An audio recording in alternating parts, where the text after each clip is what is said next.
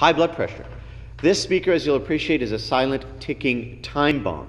One of the problems in high blood pressure patients, in hypertensive patients, is what we call the activation of the blood pressure control system in the body called, speaker, the RAAS system, or the renin-angiotensin-aldosterone system.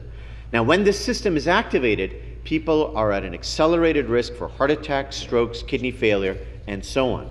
But we can measure these things, we can track these things, we can monitor these things over time. And I think it's important as patients get into the realm of potentially developing high blood pressure, or even if they have it, if their family members have had these conditions, or members of the family, for example, have actually had heart attacks or strokes and similar conditions, those are the very group of people who need to come to attention. Elevated cholesterol.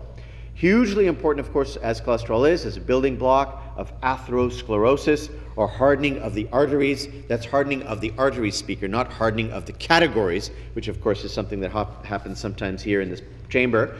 And that's essentially, as you'll know, of pipes getting blocked. The specific abnormalities include making the bad cholesterol, or LDL cholesterol, even worse. We've got to lower that. And making the good cholesterol, or what's known as HDL cholesterol, elevating that, because that is actually protective. And of course, there's many other aspects, sub-aspects with regard to cholesterol.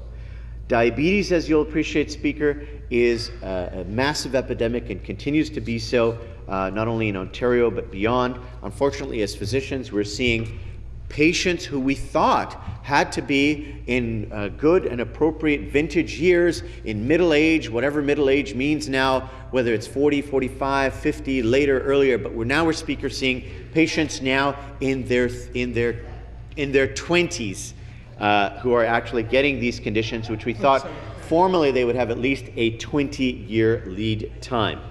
Now, several of these chemicals that the abdominal fat pours out makes your body essentially ignore its own insulin, which is, of course, the regulatory hormone for sugar in the body. And this is called, as obviously physicians have fancy and billable words, and that's called insulin resistance.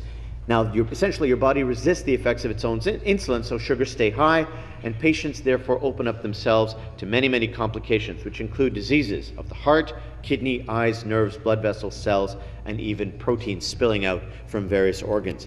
Essentially, speaker, if I can summarize it in a way that perhaps even our pagers are going to appreciate, as it is their last day, basically, when you have elevated high sugar, your blood, instead of being watery, turns to various levels of pancake syrup. And if you have pancake syrup floating around your bloodstream, of course, it moves sluggishly, it moves more viscously, if I can use that word, and of course it begins to cake out, to actually crystallize. Just as you have an apple and a candy-coated apple, well, speaker, you're going to get a candy-coated or sugar-coated heart, kidney, eye, nerve, blood vessels, and so on. And you can imagine the implications that have on an ongoing basis as you essentially incubate that situation for years and years. Now, one of the things that's very important, speaker, along with, for example, having this excess amount of abdominal fat, it promotes what we call a pro-inflammatory state. That means the body essentially engages in friendly fire. It gets angry. The immune system goes into overdrive and actually attempts to remedy the situation, but actually makes things worse. For example, many cells and chemicals in the body are meant to attack outside invaders like debris and bacteria, but unfortunately when the system goes into overdrive, the defenses begin to attack the host. And that's what we call the self-inflammatory or pro-inflammatory state.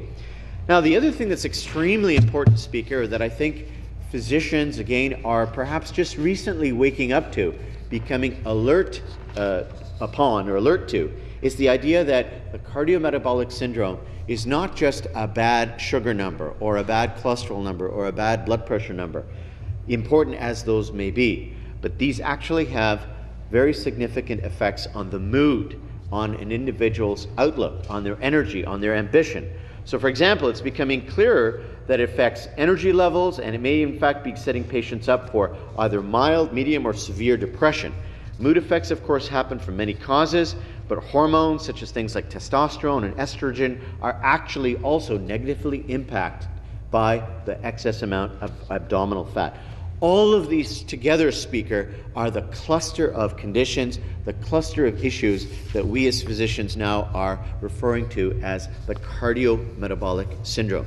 There was, for example, just to make the point clearer, a very important book that began to synthesize this idea of a grouping of conditions released in the United States called diabesity, meaning a contraction between diabetes and, of course, obesity, and essentially that clustering of effects that go on.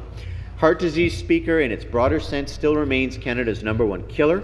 And, of course, what we as legislators, as representatives of our constituents on the ground, and of course those of us who have opportunity to frame and shape and influence the health policy not only of Ontario but of other jurisdictions that continue to look to Ontario for leadership, I think it's important that we know about these issues, and particularly when we're referring to Ontario vital statistics with reference to cholesterol, sugar, iron weight, body mass index, waist circumference, and calcium status, all in an effort for Ontarians to realize their cardiometabolic risk. Thank you very much, Mr. Speaker.